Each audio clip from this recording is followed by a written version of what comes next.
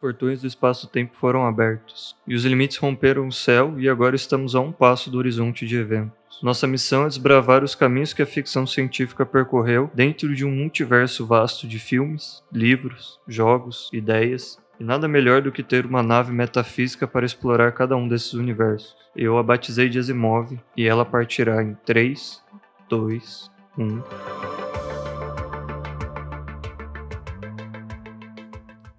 O que representa o fim de uma jornada? Nas histórias que acompanhamos ao longo da vida sempre trazem uma resposta, um desfecho para essa questão. Algumas obtêm êxito nessa empreitada e outras, deixam a desejar. Porém, as histórias que vivemos e compartilhamos chegam ao fim, é inevitável. E o mais aterrorizador é saber que não sabemos qual vai ser o fim da nossa própria história. Talvez seja essa uma das razões pela qual a humanidade chegou tão longe. Graças ao desejo muitas vezes oculto, mas permanente de continuarmos. Continuarmos a passar as nossas histórias adiante, geração a geração, culturas foram surgindo, descobertas foram feitas e máquinas foram criadas. Atualmente chegamos a uma era crucial, a era da computação, onde as máquinas ficaram tão mais complexas que hoje já podem nos substituir para quase todas as funções possíveis. E mesmo assim, elas não bastam para nos darmos por satisfeitos. Não paramos de construí-las, esperando ansiosamente para que elas nos deem as respostas para todas as perguntas que fazemos. Sendo assim,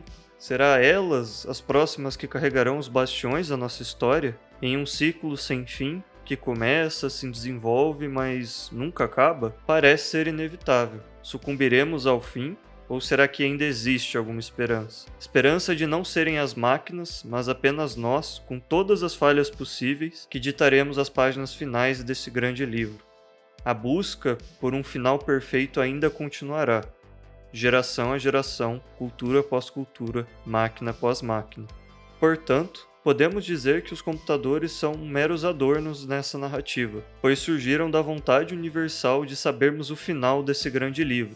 Entretanto, deve ser o homem o detentor da resposta, aquela que instintivamente buscamos. Qual o fim da nossa história? Entropia. Palavra que traduz a expansão do universo, uma força que move todas as coisas em direção ao nada, ao vazio. E ela está aumentando cada vez mais ao longo do tempo, bem debaixo do nosso nariz, pois tudo o que somos é composto de matéria. A mesma matéria que compõe os planetas, as estrelas e galáxias, e essa matéria estará sempre refém dos efeitos da entropia. Então talvez seja uma palavra mais científica para o que comumente chamamos de destino, pois, como ela, a entropia é inevitável. Nascemos e morremos destinados a ir de encontro a ela. Pois então, qual o destino da nossa história? Estamos condenados a essa repetição de vontades herdadas de geração após geração rumo ao nada? Então aqui eu formulo a maior de todas as perguntas. Como reverter a entropia? Talvez Isaac Asimov, um dos maiores escritores de ficção científica do século XX, tenha respondido essa questão. Em seu conto A Última Pergunta, Asimov traça uma linha narrativa nos guiando através de diálogos para, no final, refletirmos sobre a origem dos questionamentos que nos trouxeram até aqui. Iniciamos o conto em 2061, onde dois funcionários que trabalham na manutenção do maior computador do mundo até então resolvem comemorar em uma ala remota nas entranhas dessa máquina, pois uma revolução recém-conquistada pela humanidade através desse computador de nome Multivac tinha sido alcançada, a de dominar a energia do Sol.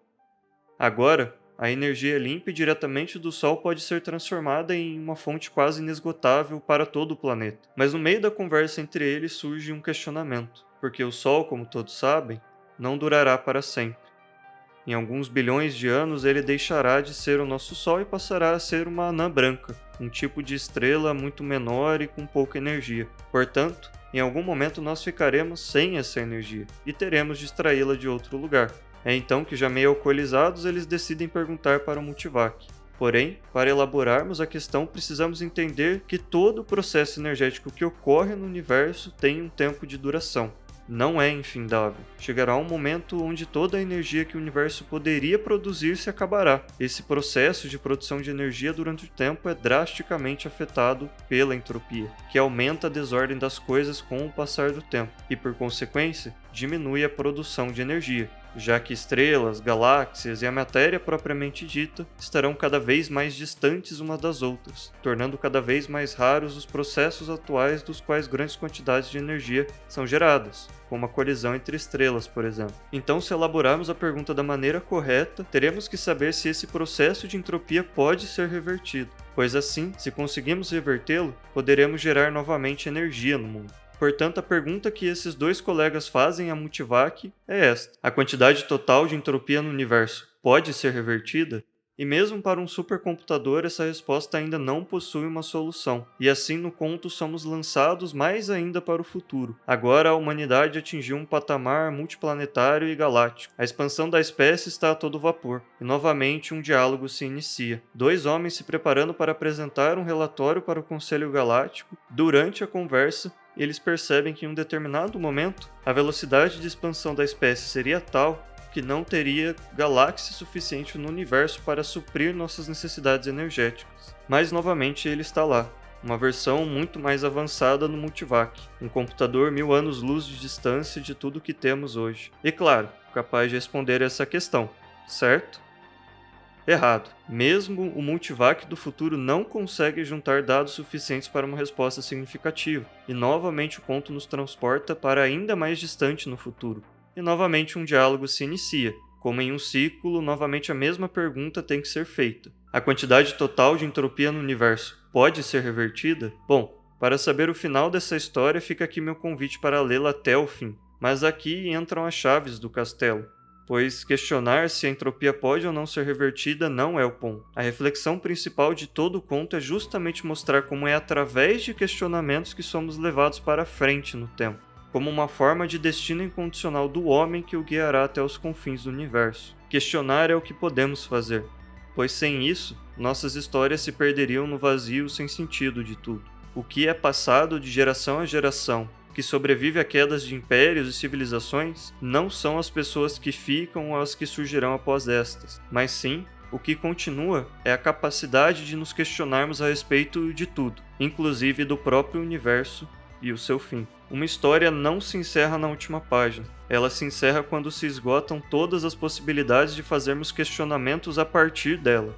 A entropia não vai parar, pois ainda somos capazes de nos perguntarmos sobre ela. Assim como eu me pergunto se o meu destino será me tornar apenas uma sombra sem vida enterrada em qualquer canto. Mas como posso dizer que este é o meu final, se ainda terão pessoas que virão depois de mim e carregarão as mesmas perguntas que eu carrego?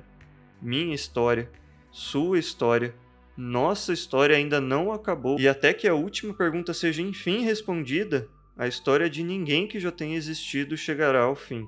Pois então, viajante, você ainda deseja saber como reverter a entropia?